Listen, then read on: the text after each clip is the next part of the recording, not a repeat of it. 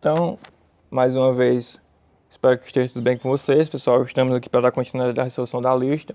Eu sou o Marcelo Henrique e agora a gente vai para a questão número 4. Essa questão é uma questão de equação de segundo grau. É uma questão bem simples e direta, né? As raízes que satisfazem a equação 2x² mais 3x menos 2 é igual a 0 são... Aí tem as opções A, B, C, D ou E. Então aqui a gente tem que encontrar as raízes e verificar qual desses itens aqui que nos dá o gabarito, né? Quando a gente vai resolver umas raízes de equação de segundo grau, a gente precisa da fórmula de Bhaskara, né? E para começar, a gente precisa calcular o discriminante, ou simplesmente delta, né? Que é o mais conhecido. O delta é dado por b ao quadrado menos 4 vezes a vezes c. E depois eu vou encontrar as raízes com a expressão menos b mais ou menos raiz de delta sobre 2a. Então, para a gente ir resolver essa questão, vamos identificar aqui quem são os coeficientes dessa equação de segundo grau. Ou seja, quem é A, quem é B e quem é C. O A, como a gente sabe, é o termo que acompanha o x ao quadrado. Então aqui a gente percebe que o coeficiente que acompanha o x ao quadrado é o 2. Então é o nosso valor de A. O B é o valor que acompanha simplesmente o x. Então o coeficiente aqui que acompanha o x é o 3. Então nosso B vale 3. E o C é o nosso termo independente, né? Aquele que não é acompanhado de nenhuma variável. Aqui a gente percebe que ele é o menos 2. Feito essa primeira análise para descobrir quem eram os coeficientes A, B e C, agora a gente pode ir substituir esses valores aqui em delta e depois na valor para descobrir as raízes de x, né? Em caso, encontrar as raízes que satisfazem a equação. Então, nosso delta vai ser igual a b ao quadrado, que a gente viu que é 3, então 3 ao quadrado, menos 4 vezes o a, que vale 2, vezes o c, que vale menos 2. E aí o nosso delta é igual a 3 ao quadrado, é igual a 3 vezes 3, que vale 9. Aí quando eu for fazer esse produto aqui, eu verifico que tem dois sinais de menos, que quando eu fizer o produto vai dar mais. Então 4 vezes 2 dá 8, vezes 2 dá 16. Então nosso delta vai ser igual a 9 mais 16, que é 25, né? Então eu acabei de descobrir o valor de delta e agora eu vou descobrir as raízes por meio dessa expressão, né? Então nosso x vai ser igual a menos b. Como b é 3, então menos b vale menos 3. Mais ou menos raiz de delta é raiz de 25. Dividido por 2a, o nosso a vale 2, então vezes 2. Então x é igual a menos 3, mais ou menos a raiz de 25. Raiz de 25 é exatamente 5, né, que é o valor que eu multiplico por ele mesmo e dá o 25. Sobre 2 vezes 2, que aqui é 4. E aí agora eu chego na condição de obter duas raízes, né, já que aqui eu tenho mais ou menos. Para uma raiz eu uso mais, para outra eu uso menos. Então nossa primeira raiz, a x', vai ser igual a menos 3 mais 5 sobre 4. Que isso vai dar menos 3 mais 5 dá 2, dividido por 4, que dá 1 meio, né? E o x2, agora eu vou usar o sinal de menos. Aqui eu usei o de mais, agora eu vou usar o de menos. Então, x2 é igual a menos 3, menos 5 sobre 4. Menos 3 menos 5 é igual a menos 8, que eu vou dividir por 4, né? E ao fazer essa divisão aqui de menos 8 por 4, eu tenho menos 2. Então, as duas raízes que satisfazem essa equação é exatamente 1 meio e menos 2. Ao procurar aqui nos nossos itens, o gabarito que vai condizer com essas duas raízes é exatamente o item A. Veja que 1 meio e menos 2. Então, o gabarito da questão número 4 é o A, item A. Agora estamos chegando em uma questão, a questão número 5, que trata de porcentagem. Antônio tem R$ 270, Bento tem R$ 450 e Carlos nada tem. Antônio e Bento dão parte de seu dinheiro a Carlos, de tal maneira que todos acabam ficando com a mesma quantia. O dinheiro dado por Antônio representa aproximadamente quanto por cento do que ele possuía?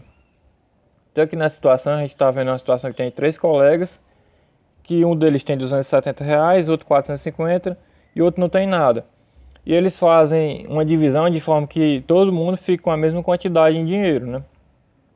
Então para mim descobrir quanto foi que cada um ficou depois de ter dessa divisão que eles fizeram, eu vou somar e depois dividir por 3, né?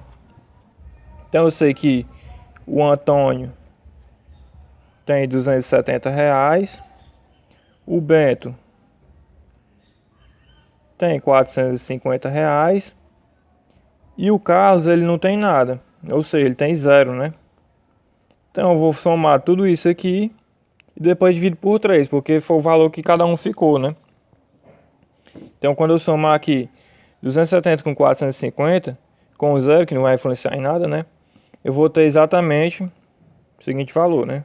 0, 0, 0, 7 com 5 dá 12, vai 1, 4 com 2, 6, com o que tinha ido, 7, então 720.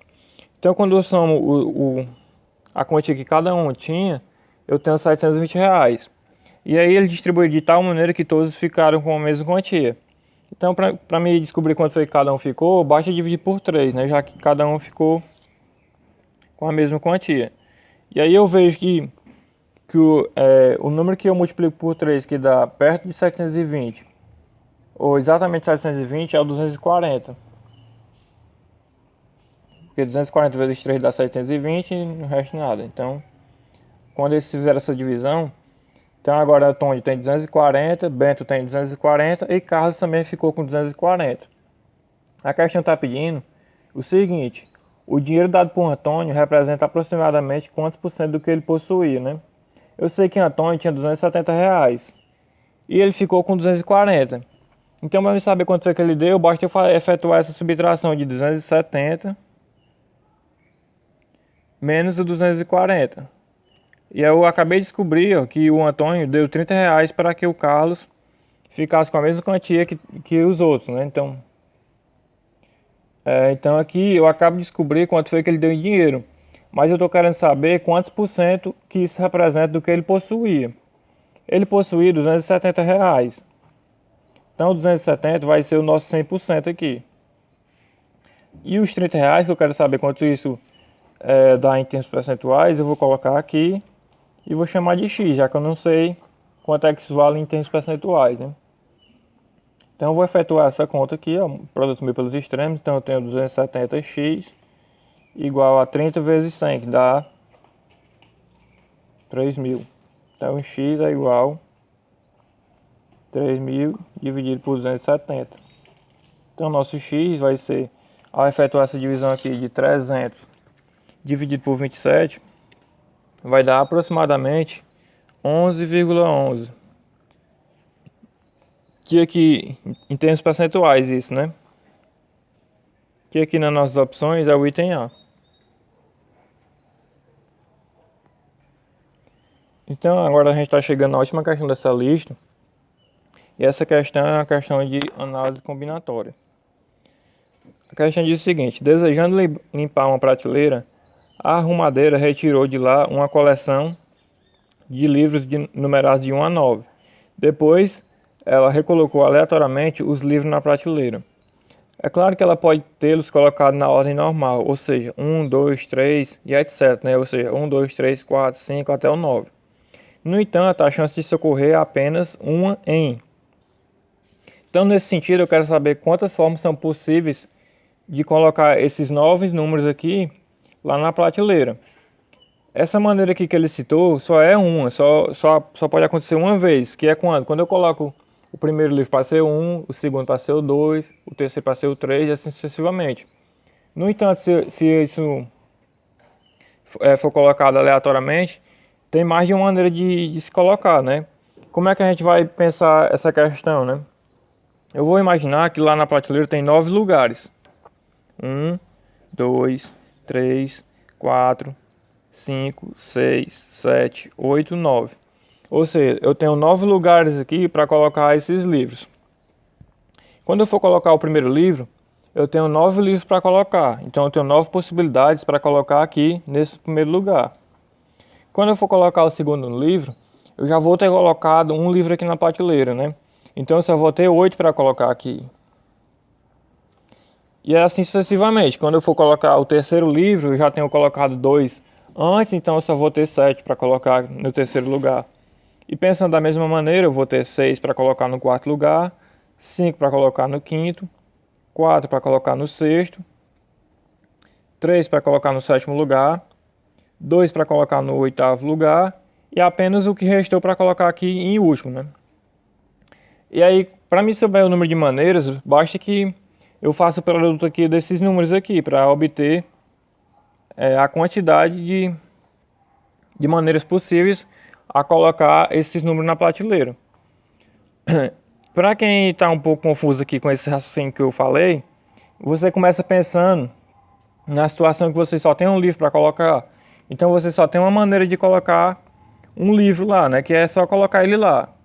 E aí quando você tiver 2 livros, o que é que vai acontecer? Você pode colocar 2 livros aqui na primeira posição. E aí quando você colocou o primeiro, você só vai ter o outro para colocar no segundo lugar. Então você vai ter 2 vezes 1. Se eu tivesse 3, eu ia aumentar essa maneira de pensar e o raciocínio seria análogo, né? Então aqui voltando para a questão, a gente tem que fazer o produto desses termos aqui, né? Que no caso, isso aqui eu posso ver como 9 fatorial, já que é o 9 vezes 8 vezes 7 vezes 6 vezes 5 vezes 4 vezes 3 vezes 2 vezes 1. E 9 fatorial, que é esse produto dos termos 9, 8, 7, 6 até o 1, é exatamente igual a 362, 880. Então as chances de, na verdade, as possibilidades de colocar esse livro na prateleira são esse número aqui. Então eu só tenho agora que procurar qual o item aqui que satisfaz esse valor, né? Que a gente percebe que é o item C. Então pessoal, era isso. Eu espero que vocês tenham gostado. Aguardo vocês numa próxima oportunidade.